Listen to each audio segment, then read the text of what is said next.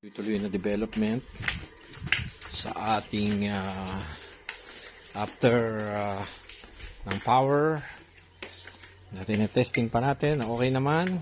Ayan na, ayan, gumawa tayo ng parang baywalk. Ayan ang dating, no? Oy doggy, parang ginawa para sa iyo yan.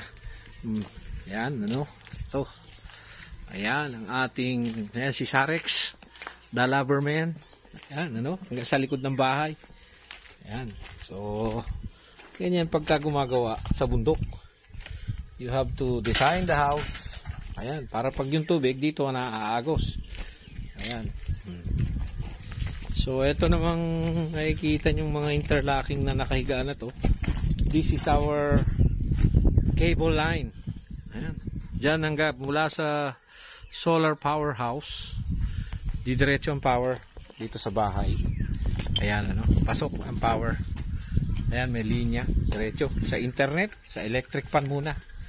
Tapos of course, ayan, naka-tubing tayo, no?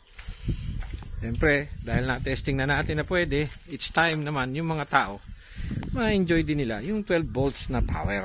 Ayan, kaya nililinyahan natin. Ayan, papunta. Meron tayong pinaka-poste, no? Ito yung pinaka-poste natin. Ayan, ayan, ano?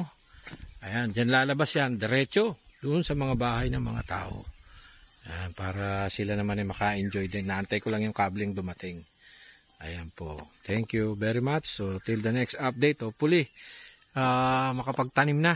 Magpa-practice ng drip irrigation. Okay, thank you very much.